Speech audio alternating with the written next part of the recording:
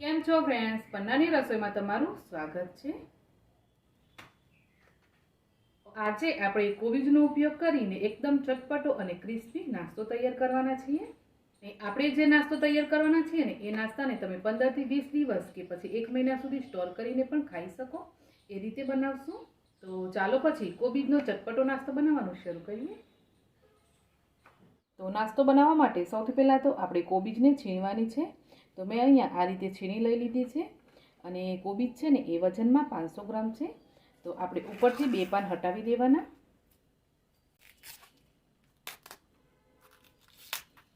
આ રીતે 2 પાન હટાવી અને કોબીજને હવે આપણે ગ્રેટ કરવાની।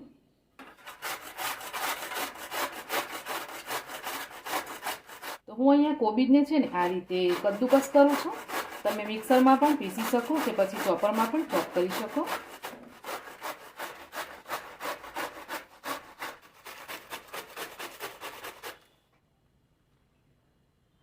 તો મેં આ રીતે કોબીજને સરસ એવી છીણી લીધી છે। તો કોબીજને હવે આપણે એક બીજા વાસણની અંદર લઈ લેશું જેમાં આપણે બધી સામગ્રી મિક્સ કરવાની છે। કોબી છીણાઈ જાય એટલે આપણે લેશું પૌવા। તો મેં અહીંયા પૌવાને આ રીતે પાણીમાં પલાળી રાખેલા। તો 1 કપ પૌવા લીધા છે।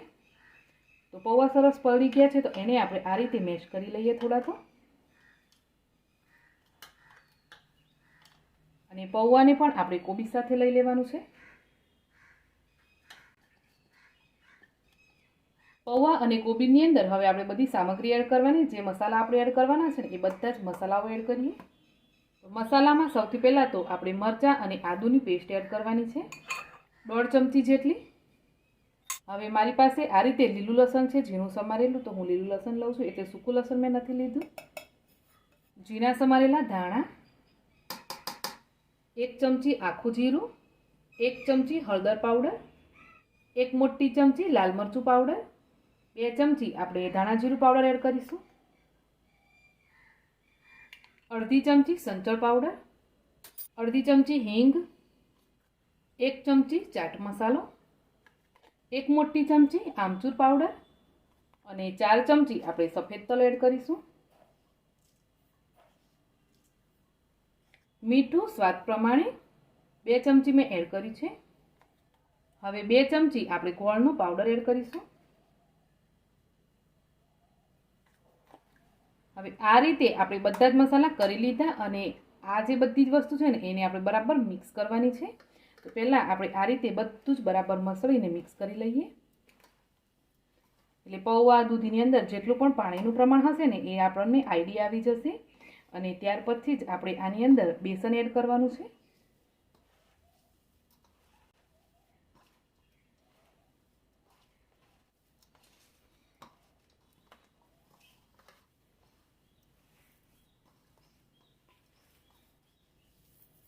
બરાબર મસળી અને આપણે આ રીતે બધું સરસ મિક્સ કરી લીધું છે।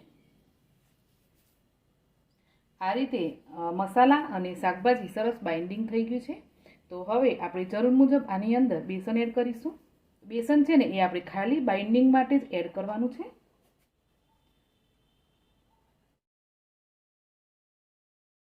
તો બેસન છે ને એ આ રીતે થોડું થોડું એડ કરતા જવાનું અને લોટને બરાબર મસળવાનો છે। ફરીથી થોડું બેસન એડ કરીશું અને ફરીથી આને આ રીતે આપણે સરસ ગૂંથવાનું। તો અત્યાર સુધીમાં મેં છે ને 1 કપ જેટલું બેસન આની અંદર એડ કરી દીધું છે। તો હવે નથી લાગતું કે આની અંદર બેસન વધારે જશે। ચાલો થોડું થોડું કરતા જઈ અને આપણે 1 કપ જેટલું બેસન એડ કર્યું છે અને આ રીતે સરસ લોટ બંધાઈ ગયો છે। તો હવે આની અંદર આપણે બેસન એડ કરવાની જરૂર નથી। આ રીતે લોટ બાંધી લીધા પછી આપણે થોડા તેલવાળા હાથ કરી લેવાના અને હવે થોડો થોડો લોટ લઈ અને આપણે વડા બનાવીશું।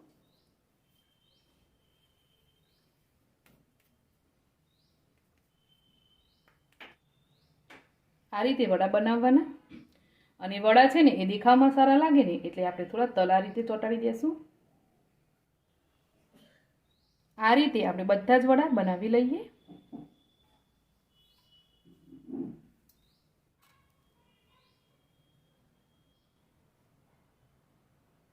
આ રીતે ગોળ કરી ઉપરથી થોડા તલ લગાવી અને આ રીતે આપણે બધા જ વડા તૈયાર કરી લઈએ. તો આ રીતે આપણે બધા જ વડા બનાવી લીધા છે. તો હવે આપણે વડાને તળી લેશું. વડાને તળવા તેલ ગરમ થવા મૂકી દીધું છે. તો તેલ થોડું ગરમ થાય એટલે આપણે એને ચેક કરી લેવાનું કે કેટલું ગરમ થયું છે. વડા તળતી વખતે તમારે ખાસ ધ્યાન રાખવાનું કે તેલ છે ને એ વધારે ગરમ નહીં હોવું જોઈએ. તો તેલ ગરમ થાય ને એટલે આપણે થોડુંક આ રીતે એને ચેક કરી લેવાનું. થોડું વડાનું આપણે ટુકડો નાખીને જોઈને તેલ આપણને બરાબર લાગે છે. તો હવે આપણે એક એક કરીને બધા વડા એડ કરી દેવાના. તો તેલ છે ને એ તમારે મીડિયમથી થોડું ઓછું ગરમ કરવાનું. અને હવે એક એક કરીને આપણે વડા એડ કરી દઈએ. તો તેલની અંદર જેટલા પણ વડા આવે ને એટલા એડ કરવાના. તો આપણે આ રીતે છે ને થોડું પોળું વાસણ લેશું તો એકસાથે વધારે વડા તળાશે.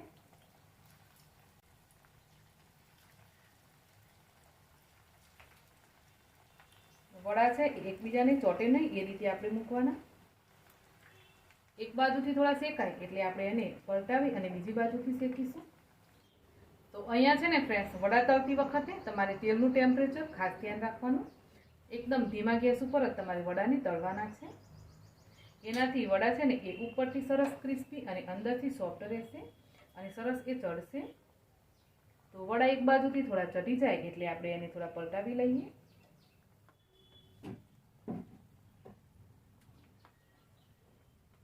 હવે બીજી બાજુથી પણ વડાને બરાબર શેકાવા દેવાના. તો વડાને તળાતા 7 મિનિટ જેટલો ટાઈમ થયો છે અને તમે જોઈ શકો છો કે વડા આપણા સરસ તળાઈ ગયા છે. તો હવે આપણે વડાને કાઢી લેશું ઝારાની અંદર. તો આ રીતે વડાને આપણે ઝારાની અંદર કાઢી લેશું. અને આ રીતે ઝારાની અંદર વડાને કાઢશો ને એટલે એક્સ્ટ્રા જે તેલ હશે એ નીચે જતું રહેશે. આ રીતે વડામાં સરસ કલર આવી ગયો છે અને એકદમ ક્રિસ્પી વડા બનીને તૈયાર છે આપણે. તો પહેલી બેચના વડા બની ગયા, આપણે કાઢી લઈએ અને આ જ રીતે આપણે બીજી બેચના વડા પણ તળી લેશું.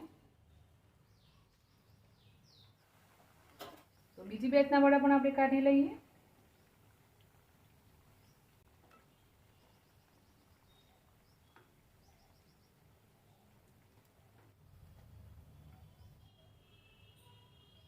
આપણે બધા જ વડા તળી લીધા છે. તો હવે વડાને સર્વ કરીએ.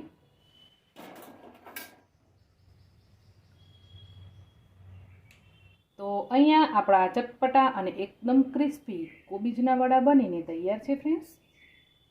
અને વડા જોઈને તમને ખ્યાલ આવતો હશે કે વડા કેટલા સરસ બન્યા છે અને એટલા જ એ સ્વાદિષ્ટ બન્યા છે. તો તમે આ રીતે વડા જરૂરથી બનાવીને ટ્રાય કરજો.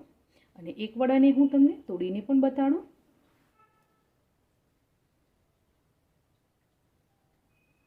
તો બન્યા છે ને ઉપરથી એકદમ ક્રિસ્પી, અંદરથી થોડા એવા સોફ્ટ.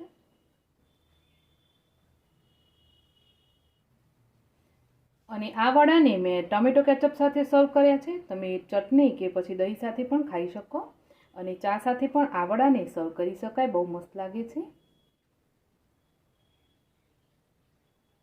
તો ફ્રેન્ડ્સ, તમને કોબીજના ચટપટા વડાની રેસીપી કેવી લાગી મને કોમેન્ટ કરીને જરૂરથી જણાવજો. રેસીપી ગમી હોય તો ફેમિલી ફ્રેન્ડ સાથે શેર કરી ચેનલને જરૂર સબસ્ક્રાઈબ કરજો. તો મળીશું એક આવી જ નવી રેસીપી સાથે. આવજો.